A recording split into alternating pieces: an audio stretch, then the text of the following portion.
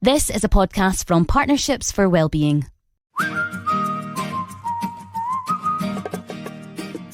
Hello and welcome to this week's edition of Ways to Wellbeing, coming to you as usual from our compact and bijou but very comfortable attic studio here in Inverness. And you're Nicola Mackenzie. And you are Jeff Szynski. And it's rude to point.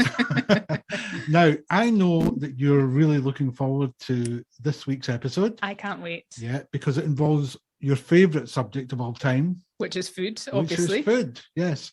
Now, you and I have got something in common in that we both love cooking. We do. I mean, I like cooking meals. You do too. You're more of a baker than I am. But you told me something this morning, which I want you to tell the world, which is you started cooking for your family at the age of 12, and it involved a moped. Yeah. You've got to share this I think I need to explain, yes. Yeah. So it was about 12 or 13. My older sister had a moped, and my mum was reluctant to have a shot of this moped. So my dad and I twisted her arm and got her to have a shot of it, and she did. And 100 yards down the road, she fell off and dislocated her shoulder. So there was a combination of my mum, who was the home cook. Her arm was in a sling, so it was a combination of that and just ridden with guilt that I had forced her to do it. So yeah, I then started cooking, and that's where my cooking journey began. Yeah. So you've been cooking to atone for your guilt for years. All those. Is it not time? Have you not atoned yet? No. I think she might forgive me. I don't even know if she knows that's why I do it, but yeah. She does now. And what you cooked was different from what your mum cooked, I suppose. Yeah. So I suppose back then, both my parents worked full time and it was busy. So we quite often did what I know quite a lot of families are guilty of, I suppose, in cooking processed foods. So now that I learn more about food and I'm really interested in nutrition, I cook less processed foods these days. We try and avoid them as much as possible. Well, again, like you, I mean, I grew up, I can remember my childhood and teenage years dominated by fish fingers, Findus crispy pancakes. Now, the thing about those pancakes is I loved them, but they did not love me. Oh, really? No, and they gave me, even at a very young age, terrible indigestion, which was the first time, I suppose, I ever had to listen to my gut. Yes, which you should do. Yes. And that leads us beautifully on to our guest this week, who knows all about the gut. She's written about it, she's talked about it, she's made YouTube videos about it. Let's speak to her. Janice Clyne, hello. Hello, Janice.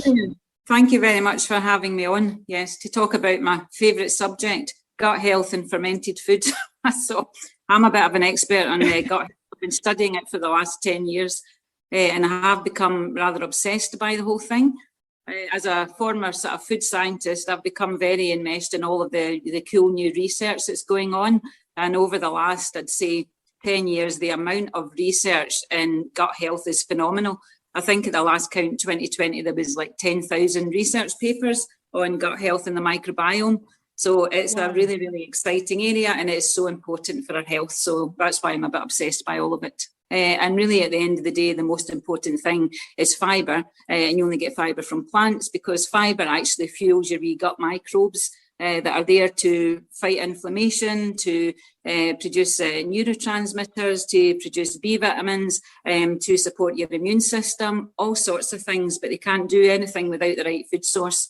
So that's where all the processed food is an absolute disaster, because not only does it not have a lot of good stuff in it, it's actually got a lot of bad stuff which negatively impacts a good gut bacteria. It's something we were discussing the other day, this whole thing about fat versus sugar. For years we were taught to go and eat low-fat food, and that was going to be the cure for all our problems. And then we secretly think it's a conspiracy of the sugar industry to make you have more sugar. Is it just about everything in moderation, or are there definite things you should avoid? No, absolutely. Because the thing is, you said the food industry absolutely want to make food that you will buy and buy again and you'll crave all the time. That's why there's so much sugar goes into everything. And the whole low fat thing, take the fat out and add more sugar in, an absolute disaster. Helps nobody to lose weight. It just encourages you to eat more and more and more. And the other problem is a lot of processed food, it's not nutrient dense, so it doesn't make you feel full up. you eat it and then you think, oh, I still really want something. It just sets up all these cravings. And then you throw in things like artificial sweeteners. Oh yeah, they're great. They'll help you to lose weight. They don't help anyone to lose weight. And in actual fact, what the science has shown is they do the exact opposite, and they make you crave more food. You eat something with artificial sweeteners, your brain checks out, oh, there's sugar coming, gets all primed to deal with the sugar, and then there's no calories because it's artificial. So not only that, it then sets you up to want to go and crave actual food. Artificial sweeteners pass through your stomach undigested into your colon, and they interact with your wee gut bacteria all the way down through your colon, and not in a good way. Yeah, I think there's real confusion, isn't there? Like, I mean, a few years ago, I took a real interest in nutrition and food and how it can help you feel better and maximize your health. How do you make sense of it? How do you are obviously from a scientific background, you got a lot of you know what you're talking about, but how do I learn what the difference is? Base your diet around real food. There are so many different diets, low FODMAP, there's a keto diet, there's a vegan diet. It's totally confusing. And there's no such thing as one size fits all anything. You have to find the foods that suit you, the way that you want to eat, but you have to eat real food, and you need to get fibre into your diet if you want to be well and be as well as you could be. But, if you look at diets, and again, the Mediterranean diet is the one that's continually up there as the best way to eat. And that is packed full of loads of extra virgin olive oil, olives, all the beautiful vegetables, tomatoes and the peppers, maybe seafoods caught locally, red wine. It's the healthiest diet. But okay, maybe that wouldn't suit everyone, because there's a lot of foods in there like tomatoes and peppers that are part of the nightshade family. So even though they're really good foods, they don't agree with everyone. And a lot of these foods can, cause inflammation if you have arthritis or whatever. But that's why your diet and the way you eat is a personalised thing. There's no such thing as a food that's only good or only bad. I mean, one of the worst ones is bread. It used to be years ago that bread was made traditionally. The way that it's made, the way sourdough is made with a sourdough starter. It's literally flour, water and salt, but it needs to be left long enough for the bacteria in the starter to break everything down and make it digestible. What happened was in the 60s, they brought in the Chorleywood bread making process to speed everything up so that you could then produce a loaf in literally 2 hours. So there was more salt added for flavour, way more yeast added, there was flour improvers, enzyme, all sorts of stuff get added to it just so that the bread can be made faster, which results in the white sliced bread that we can buy in the shops today, which is literally devoid of anything good and literally turns to sugar as soon as you eat it. And also the difference there as well, I think, if I bake a loaf or buy a loaf from a local bakery that's been made the traditional way, it doesn't last half as long, which I think is a good thing because it's obviously not got anything false. And you're absolutely right there. But then what happens is people then think that that's how food should be. And I do make sourdough. I have to say sourdough, I love sourdough bread, make it all the time. Sourdough bread is fantastic because it's so easy to digest. Most of the gluten's broken down. I only use organic flour, so there's no glyphosate residues in what I'm doing. So I use the best quality ingredients. But absolutely right, it doesn't stay soft. I mean, to be honest, though, sourdough is so good it never really lasts more than a day in our house, but people have that expectation it should stay soft. But the thing is with sourdough, it's the acidity that protects it from moulding, so it doesn't go mouldy, but it doesn't stay soft. Do you know, Janice, my dad was Polish, and he used to despair at the kinds of bread we had in this country, and also processed cheese and things like that. Now, he was not only was he Polish, but he was brought up on a farm, and he would just look at most of the food that we had in supermarkets like they were plastic, But the odd thing is we were conditioned as children by commercials, advertising. So the things he would try and make us eat, most of the time we threw our hands in horror at it, with the exception of any kind of pickles like gherkins and things like that, which brings us to your, I was going to call it obsession, but I better not, your passion. No, it is an obsession. No, you're totally right. Your passion for fermentation. Shall we get into that? Because when we were looking for a way to describe you, I think a fermentation expert, perhaps. something Yeah, like I'll that? take that, yes. Or a fermentaster, that's somebody who ferments everything. That's totally me. I'm like fermented inside and out, so I'll probably live to I'm about 120, very well preserved. So. Very good. Yeah. Now you have actually spoken about how eating the right or making the right food choices can not only improve your health, but can perhaps even remedy some of the damage you've done to yourself in the past. Yeah. Is it a bit like smoking? If you give it up, even at a late stage in life, you immediately get some benefit from it? Yes, absolutely. That take that back to the gut microbiome. So all these wee chills of bacteria in your gut. It's never a static thing. Your gut bacteria change according to what you eat, what you drink, what you think on a daily basis. So it's never a static thing. So you can actually start to impact your gut health in a matter of weeks if you start to increase the amount of fibre and the amount of diversity that you eat. So yeah, absolutely. Yeah, okay, maybe that you can't undo all the damage if you've had, years of eating a really poor diet, but you can absolutely start to improve, from whenever you decide to start to eat real food. And again, as I say for myself, touch wood, I have absolutely zero health issues. I'm healthier than I was 20 years ago before I started doing all of this stuff. And the wonderful thing about fermented food is it tastes amazing, introduces you to all sorts of wonderful flavours. I've got a fridge absolutely packed full of all colours of the rainbow ferment. Honestly, I've got pineapple, turmeric, ginger, sauerkraut. I've got fermented carrots. I've got wee spicy radish bombs. I've got masses of, and again, a lot of Polish people, that was in their culture and in their tradition. And I run workshops. I'm not going to be doing that many more at home, but I've done a lot of fermented veggie workshops and had a lot of younger Polish people coming and saying exactly as you said there, Jeff, that when they were young, they didn't really like any of the kind of fermented stuff, even though their parents knew that it was really, really good for them, but they're all interested in it now. And I'm a bit like, back to basics. Anything that I do, I'm researching it and I'm going back to the traditional ways because we're the ones that have totally messed it up. As I say, I worked in food science research for 10 years and we can't improve in nature. We really can't. And that's where all the mistakes have come from.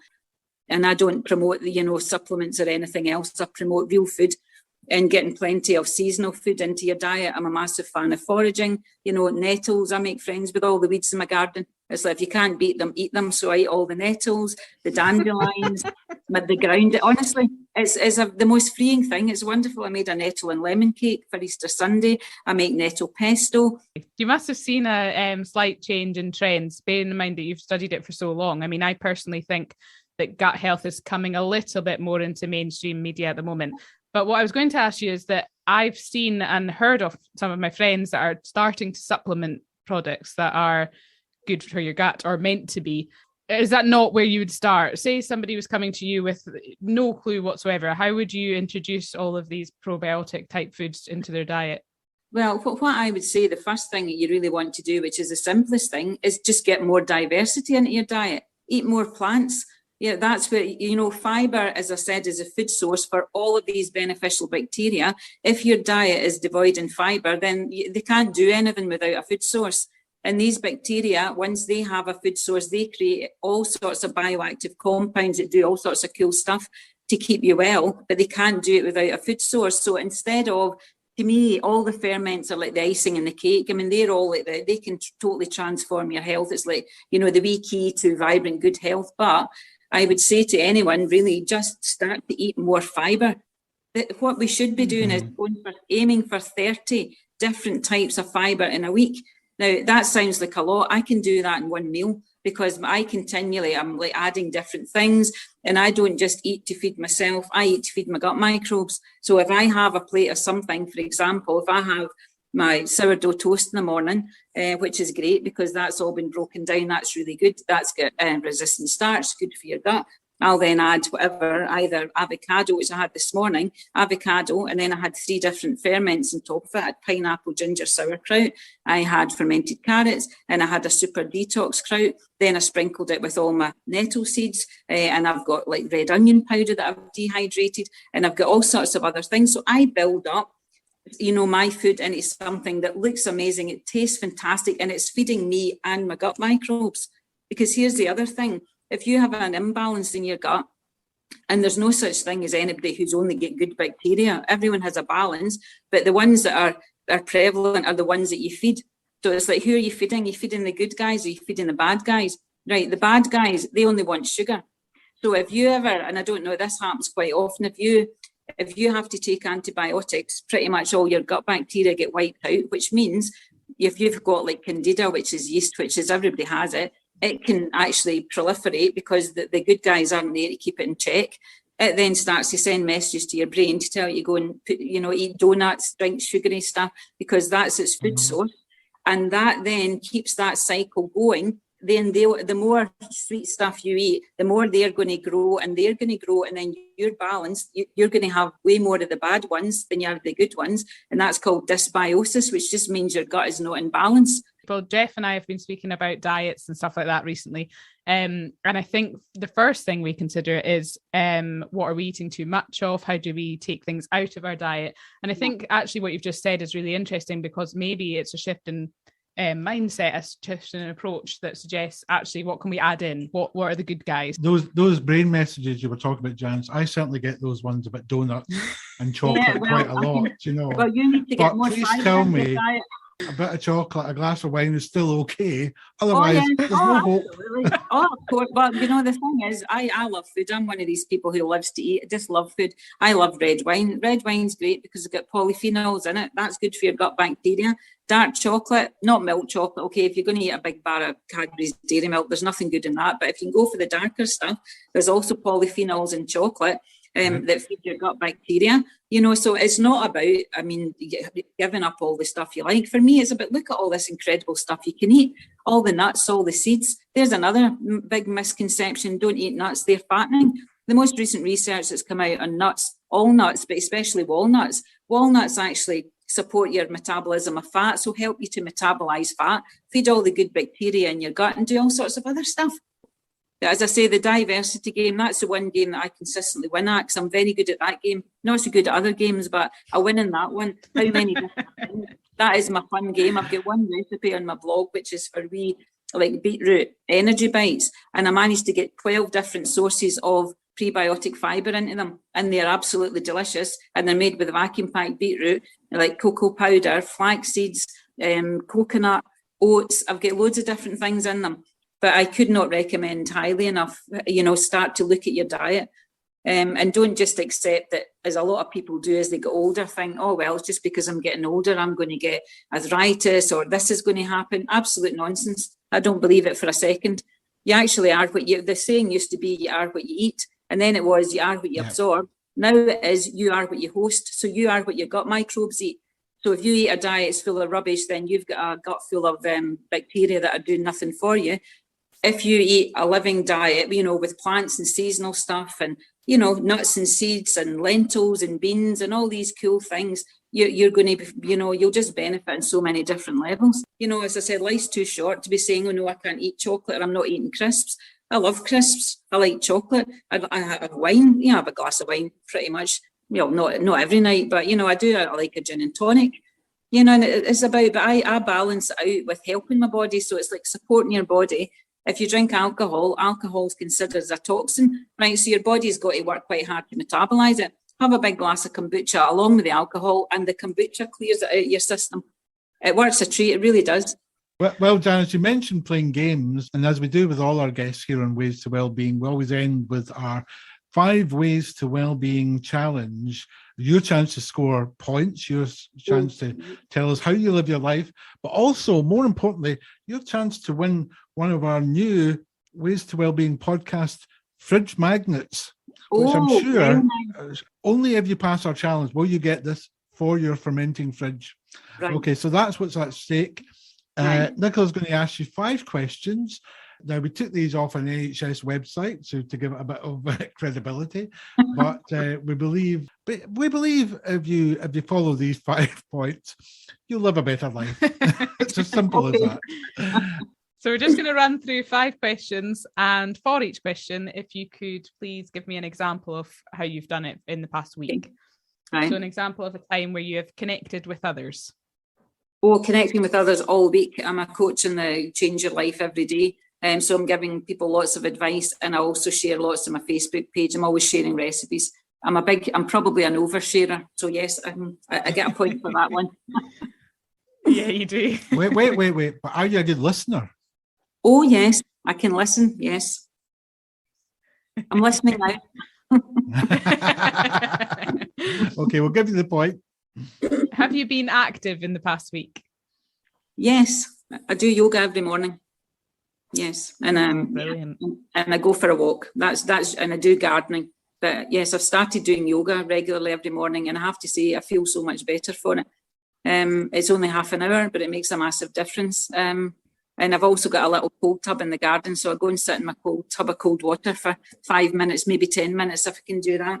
So that's a fun thing. Okay, well, you've now got 2 points. You're almost at fridge. You're almost at fridge magnet level. Fantastic. Right, bring it on. Ask me the next one. Have you learned a new skill in the past week? In the past week, a new skill. Well, I'm actually building my new wellness hub, so I'm not great with technology, but I'm having to learn how to do different things with technology and get myself a bit out of my comfort zone. So yes, I would say that's trying to get that all up and running has been quite a challenge, although I do have help, I have to say, but I'm having to get out of my comfort zone. So yeah, I think I'll say yes to that. Brilliant. Another point straight away. Another point. 2 more questions. A time that you've been kind to others in the past week. Kind to others. Well, I did give my friend a big jar of sauerkraut because I had some spare ones in the fridge, and I gave another friend. I made a sourdough for another friend. So I like to give my ferments to people to sort of cheer them up. It always seems to put a smile on people's face anyway. Janice, I have to say, no one has ever answered that question with "I gave my friend a big jar of sauerkraut." So that's then yeah, that's the first thing. You could be starting a new trend here. Now, given that you've just told us that you start your day with with yoga and the cold water immersion, I would imagine you're going to get a point for this one as well. But a time that you have been mindful in the past week, paying attention to the present moment. Yes, I do. I do actually have quite a few different mindfulness practices. I sit quite often and just sort of tune in and ask for answers. I do angel cards quite often, so I like to sit and choose my wee card for the day and see what my message is for the day.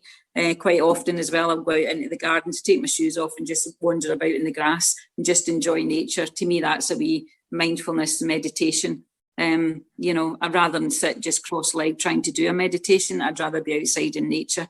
And I do take the opportunity to do that whenever I can. I mean, there was just no doubt about it. 5 out of 5. Yay. The fermented fridge is getting a magnet. Thank you. The magnet. Fantastic. The magnet is yours. Thank you so much. Actually, that's a real bonus. I didn't know I was going to win a prize, but thank you. I've got a wee something here for Nicola as well. I mean, normally we used to always have biscuits in the office, and recently we've changed it to a fruit bowl. But now I thought, would you like one of these lovely small cucumbers? I mean, I wish they were fermented now after this chat. Oh, yeah, well. It's the best we can do. But we do have a cucumber. Janice, it's been terrific talking to you. You're just full of fantastic information.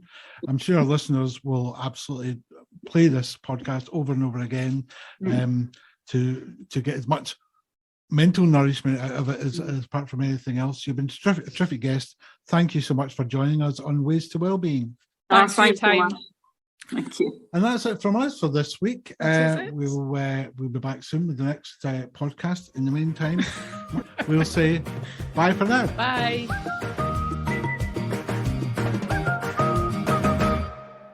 Ways to Wellbeing is produced in Inverness, Scotland by Partnerships for Wellbeing, a registered charity.